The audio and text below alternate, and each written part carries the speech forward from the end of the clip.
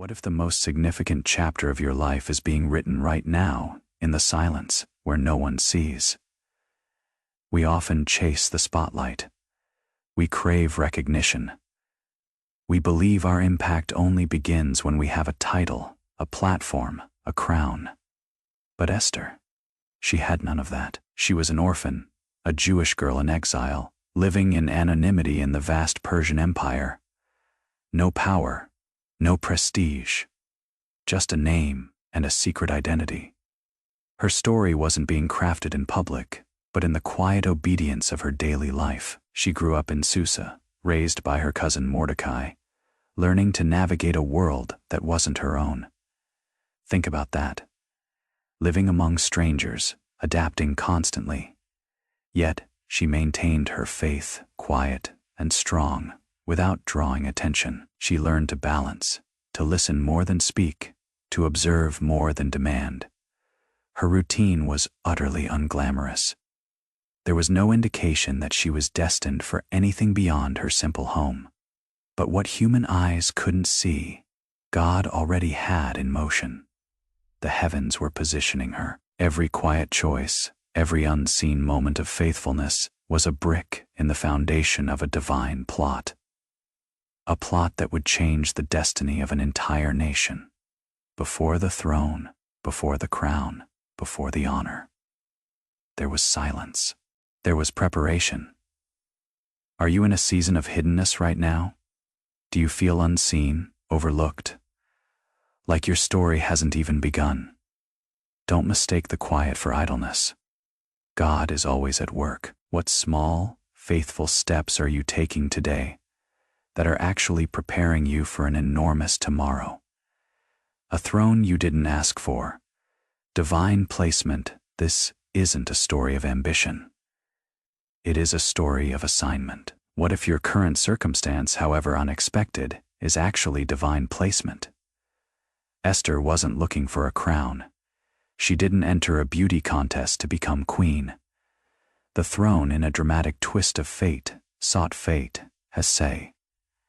King Ahasuerus, humiliated by Queen Vashti's disobedience, decided to depose her.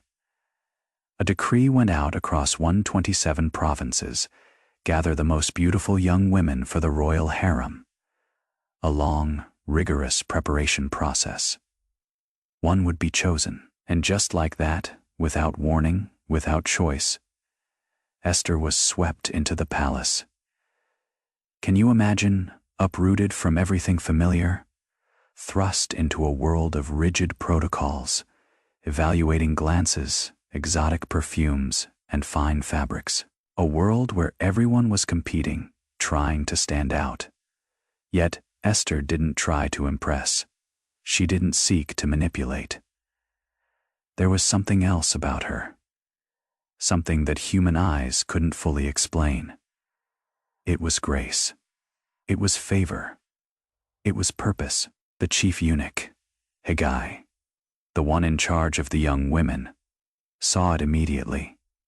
He gave her special care, chosen maids, the best apartments. While others competed with adornments and makeup, Esther remained faithful to the simplicity Mordecai had taught her. When her time came to go to the king, she asked for nothing more than what Haggai recommended. It was as if she knew her role wasn't to impress with exaggeration, but to let the grace that accompanied her speak for itself, and it did. Ahasuerus, king of the largest empire, saw in her something he didn't see in any other. More than charm, it was choice. He loved her above all others. He placed the crown on her head. Esther, the anonymous orphan, was now queen. Queen of the largest empire on earth. So, ask yourself, are you fighting for a position that God is already preparing for you? Are you missing the subtle signs of His favor because you are focused on worldly competition? Sometimes, the path to your purpose isn't one you choose, but one you are divinely called to walk. Where is God placing you today, even if it feels uncomfortable or unexpected? The power of strategic silence. Hiding in plain sight if you think silence is weakness. think again. What if your greatest strength in this season is not what you reveal, but what you strategically keep hidden? Esther was queen. Yes, adorned in gold, surrounded by luxury, a symbol of beauty and authority. But she still carried a profound secret. She was Jewish. Mordecai, her wise cousin, advised her to keep her identity hidden. Not out of fear, but out of discernment. It was a strategic silence, a shield. The right time hadn't come to reveal who she truly was. The contrast was striking. A girl who lived anonymously among the exiled people, now a symbol of power among the Persians. But neither the queen's title nor the palace's privileges changed her essence. She remained obedient, sensitive, attentive. She didn't seek glory. She moved in rhythm with a plan far larger than her own. She listened. She observed. She learned. She knew this world was dangerous for those who talked too much, for those who revealed too soon. While the king saw only the enchanting queen, Esther kept the flame of her faith alive. She couldn't openly attend Jewish traditions, but she never turned away from God. Her throne didn't erase her roots, it merely kept them hidden, like seeds waiting for the right season to bloom. This strategic silence, this hiddenness, wasn't about cowardice. It was about divine timing. It was about knowing when to act and when to wait. It was about protecting the delicate unfolding of a larger purpose. What secrets are you holding close right now?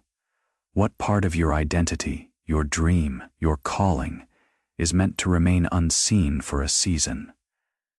Are you rushing to speak when God is calling you to a season of strategic silence? Understand this. Some truths are too powerful to be revealed prematurely.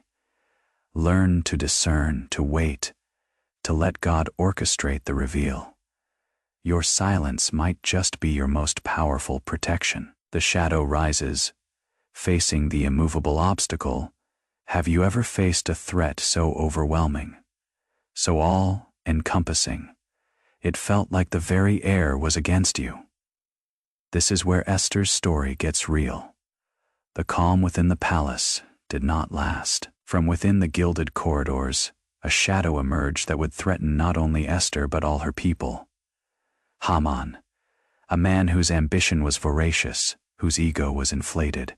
The king elevated him to a position of honor, above all other princes. Ahasuerus' new right-hand man demanded total reverence, not only from common subjects, but from anyone who crossed his path. And that is precisely where he met resistance. Mordecai, the Jew, refused to bow. It wasn't rebellion, it was conviction. His loyalty was reserved for God alone. The news reached Haman as a personal affront. Wounded in pride, he could have aimed only at Mordecai.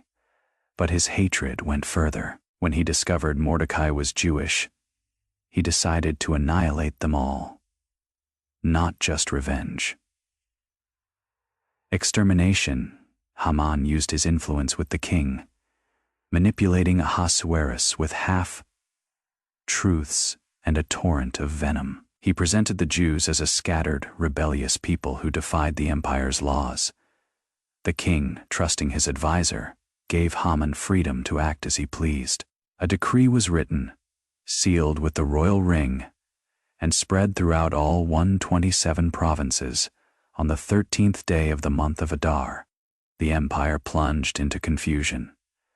While the people of Susa were stunned by the order, Haman and the king sat down to drink, as if nothing had happened. Outside, mourning and despair, Mordecai tore his clothes, covered himself in ashes, and lamented aloud by the palace gates. Other Jews did the same throughout the kingdom. It was the beginning of a collective lament, a pain about to explode in supplication. Esther, isolated in the palace, heard of the decree. Still, without revealing her origin, she tried to send clothes for Mordecai, but he refused. The time of neutrality was over. The secret that had protected her now pressed her. Mordecai didn't ask for help. He asked for positioning. The queen, until then protected by invisibility, would need to choose between safety and sacrifice. What seemingly immovable obstacle are you facing today? What challenge looms so large that it feels like the world is against you? Understand that sometimes the greatest threats are not meant to destroy you, but to push you into the very battle for which you were chosen. The uncomfortable question for such a time as this isn't a comfortable verse. This is the verse that demands everything. Who knows if it was not for such a time as this? Mordecai's request to Esther was crystal clear. She needed to go to the king and intercede for her people. But the moment was critical. The challenge, enormous. No person, not even the queen, could approach the king without being called. Whoever dared to enter without an invitation could be killed, unless the king extended his golden scepter, a sign of mercy. Esther hadn't seen the king for 30 days. The risk was real, death probable. Her position was no longer enough. Now, she would have to decide whether to put her own life at stake. Mordecai did not use gentle words in his message to the queen. He was direct. His words, a searing arrow to her soul. Do not think that, because you are in the palace, you will escape when all the other Jews are killed. For if you remain silent now, help and deliverance will come from another place. But you and your father's family will perish. And then, the phrase that would seal the destiny of the young queen. And who knows but that you have come to your royal position for such a time as this? These words echoed in Esther's heart like an undeniable calling. She had been taken to the palace by a path she did not choose, crowned by a king she did not know, kept in silence by wisdom. Now, everything made sense. She was not there by chance. Her beauty had opened the doors, but it was her courage that would decide what would pass through them. Faced with the ultimate impasse, Esther made a decision that would define her legacy. What uncomfortable question is God posing to you right now? What decision are you avoiding, knowing it might cost you everything? Understand that your quiet journey, your unexpected placement, your unique set of circumstances, they might all be leading to this very moment, this divine alignment. Are you willing to step into it, even if it means risking it all? 3 days of surrender. The fast that changed everything. What do you do when everything is on the line? When human power fails and the clock is ticking? Esther didn't strategize first, she surrendered. Her decision made, Esther sent a message back to Mordecai. She asked him to gather all the Jews of Susa for a fast. 3 days and 3 nights. Neither she nor her maids would eat or drink. There would be no feasts, only collective cries to God. Fasting was more than abstaining from food. It was emptying oneself, giving control to God, preparing the spirit for the monumental task ahead. It was an act of complete dependence. It was a declaration. We have exhausted our options. Now, God, we look to you. At the end of the 3rd day, Esther would rise with a firm resolution. She would go to the king, even without being called. And if I perish, I perish. There was no more room for doubt. The throne would not protect her from the decree, but her position, surrendered to God, could protect her people. Her beautiful face, her royal garments, her privileged access, these were no longer just symbols of status. They would become tools of a divine mission. A shield would now be a weapon. And Esther chose the most difficult path, that of total surrender. 3 days of fasting, 3 nights in complete silence. Esther did not isolate herself to escape the world, but to strengthen herself before it. While the palace continued its normal course with banquets, advice, and politics, there was a space within the royal chambers where time seemed suspended. There, A queen stripped herself of all human security and threw herself into the invisible. There were no guarantees, no promise that the king would extend his scepter. There was only faith, and for Esther, faith was enough. When faced with an insurmountable challenge, what is your first response? Do you lean on your own strength, your own strategy? Or do you first surrender everything to the one who holds all power? What are you willing to give up, Faye, your comfort, your control, your perceived security, Faye, to step into God's impossible plan? True power isn't found in what you gain, but in what you surrender. The king's sleepless night, God's hidden orchestration. You think your breakthrough depends on your timing. Think again. Sometimes the most powerful moves happen in the dead of night, while kings are restless and plans are being secretly rewritten. At the end of the third day, Esther rose. Her decision had already been made. She exchanged the garments of lament for royal clothes. But it was not the gold nor the silk that gave her authority. It was the conviction that she was fulfilling a purpose greater than herself. She did not rely on her beauty, but on the God who had led her to that point. Each step towards the throne room was a confrontation between fear and courage, between the law of men and divine sovereignty. The corridor that separated the queen from the king seemed longer that day. Guards watched in silence, no sound, only the determined steps of someone who had already died inside to be able to live fully. Esther entered. The king was seated on his throne, surrounded by his officials. The decree was still recent, and tension hung over the kingdom, but the heavens were about to intervene. Ahasuerus saw her. His eyes turned to her. For a brief moment, the empire held its breath. And then he extended the scepter. Mercy overcame the rigidity of the law. Faith triumphed over protocol. Esther had survived the impossible. And more than that, she had entered as an intercessor. Now she had direct access to the heart of the king. But she did not run. She did not rush to reveal Haman's plan. Instead, she invited the king and Haman to a banquet. It was an unexpected move. Esther understood that the moment of revelation required more than courage. It required strategy. It was not enough to be heard. It was necessary to prepare the right environment for the truth to have an impact. The wait would continue for a while longer. But the game had already changed. Esther was in motion, and the heavens with her. The banquet was the perfect setting. Esther would not reveal her request in cold corridors or in the presence of anxious advisors. She knew that to expose the truth, she needed to create the perfect environment. The king accepted the invitation immediately, curious about the queen's attitude. Haman, on the other hand, felt even more powerful to be included in the royal intimacy. Two guests, one hidden purpose. The table was set, but the climax was yet to come. At the banquet, Esther served with elegance and spoke with gentleness. There was no tension in her tone, only strategic calm. When the king asked what was the request that had brought her there, promising to grant even half of the kingdom, Esther surprised everyone by postponing the answer. She asked for another meeting, another banquet the next day. It was as if time needed another adjustment. The right moment had not yet arrived.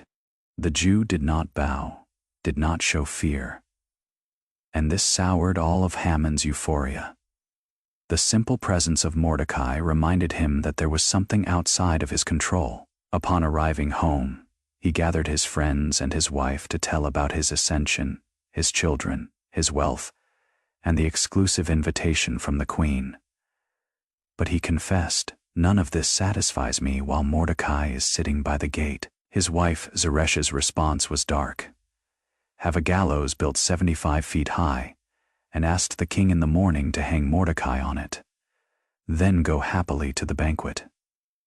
Haman thought the idea was excellent. The gallows were erected that same night. Meanwhile, in the palace, the king could not sleep.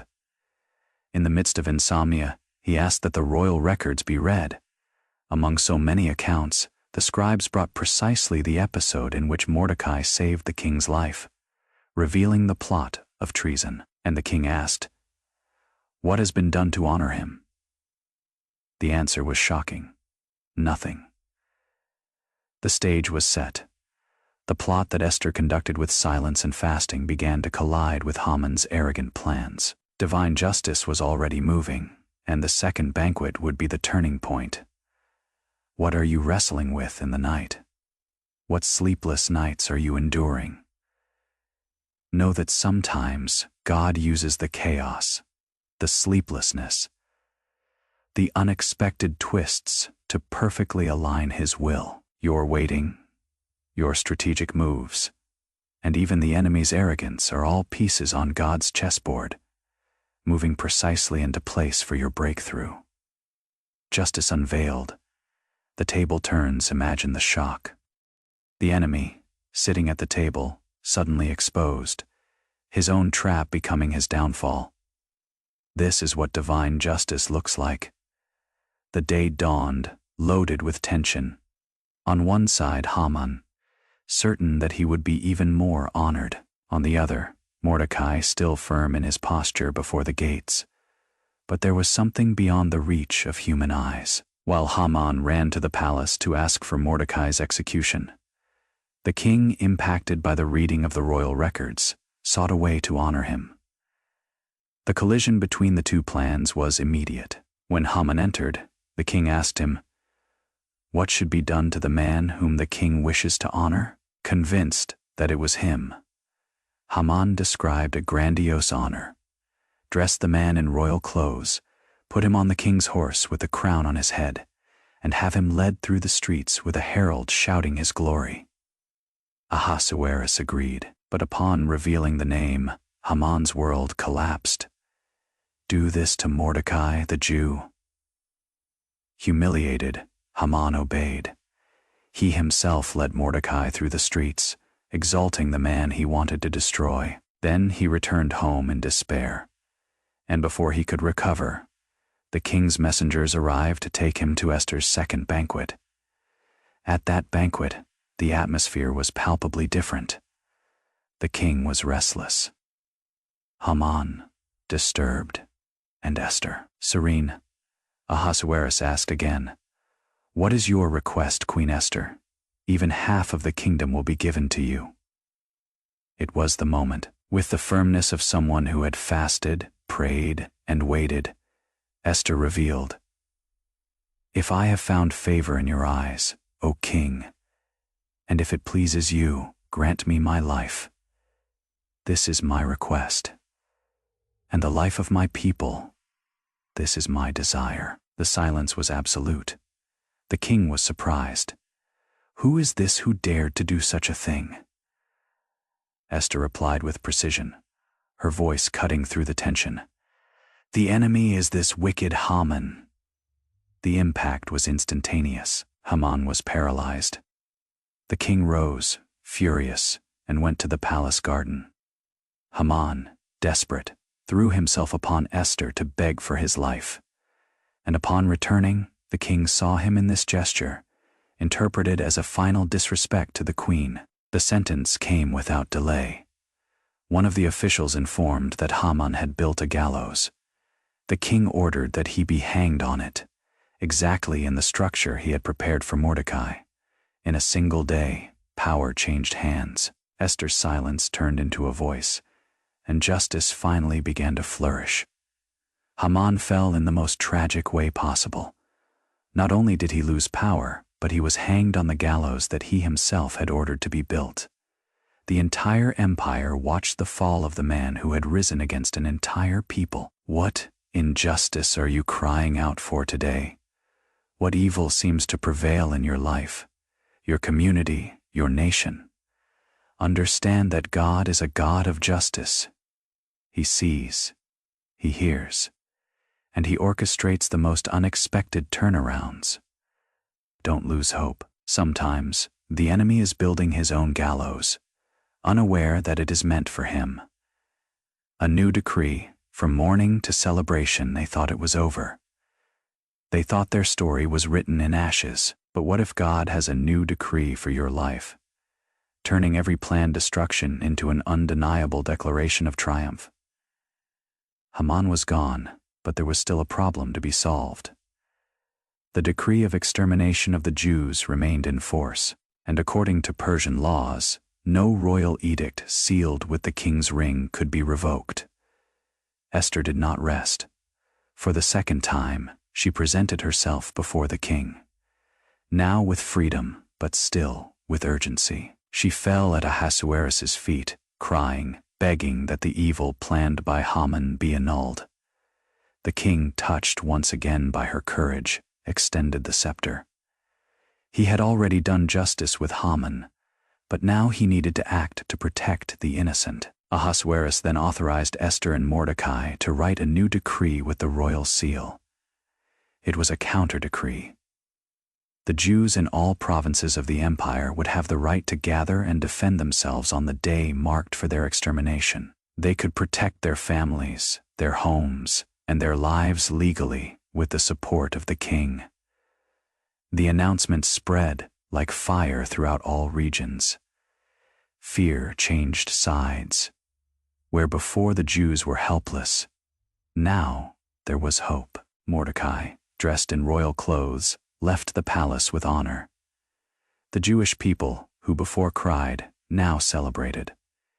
In many parts of the empire, people converted to Judaism, recognizing that there was something greater behind the protection of that people. When the day of confrontation arrived, the enemies expected a massacre. But the Jews were prepared and united. The leadership of Mordecai and the positioning of Esther had changed everything. They not only resisted, but they won. The governors and officials of the provinces began to respect them for fear of Mordecai, whose influence was now recognized throughout the kingdom. The threat that seemed invincible was defeated, not by military force, but by positioning, faith, and strategy. The courage of a woman who decided not to remain silent gave voice to an entire people. And what was to be a day of mourning turned into victory, recorded forever in the records of the empire. The victory was more than a deliverance. It was a historical turning point. The day marked for the extermination of the Jewish people turned into a day of triumph. Where there should have been weeping, there was celebration. Where silence was expected, there were songs of gratitude. But that memory could not be erased over the years. Something needed to be done, so that future generations would know what happened. It was then that Purim was born. Mordecai, now the second most powerful man in the empire, wrote letters to all the Jews in the provinces of the kingdom. He established that the 14th and 15th days of the month of Adar would be celebrated every year as days of joy, banquets, exchange of gifts, and donations to the needy. It would not be just any holiday. It would be a living reminder that God transforms sentences into celebrations, and that the impossible can bend before those who choose to position themselves with faith. The name Purim comes from pur, which means lot, referring to the dice that Haman threw to choose the date of the massacre. But the irony was clear. What seemed like chance was, in fact, being directed by the hand of God. What Haman planned by lot, the heavens reversed by purpose. Every Purim, year after year, would become a reminder of this.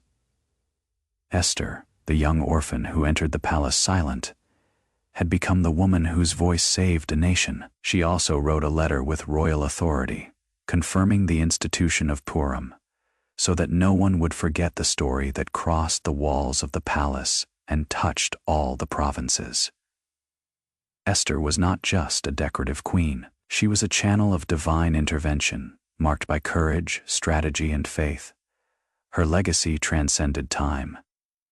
Even without directly mentioning the name of God in the text of the book, His presence is felt in every twist and turn, in every silence, in every door that opened at the exact time. Esther taught us that purpose and position go together, and that even silence can carry power when it is guided by discernment. Purim continues to be celebrated to this day, but more than a party, It is a memorial that when someone rises with courage to fulfill their calling, the heavens move, kingdoms change, and the impossible becomes history. What impossible situation are you facing today? What story do you believe is already written in stone? Know that with God, there can always be a new decree, a new beginning, a transformation from mourning to undeniable triumph. Are you ready to let Him write your victory story?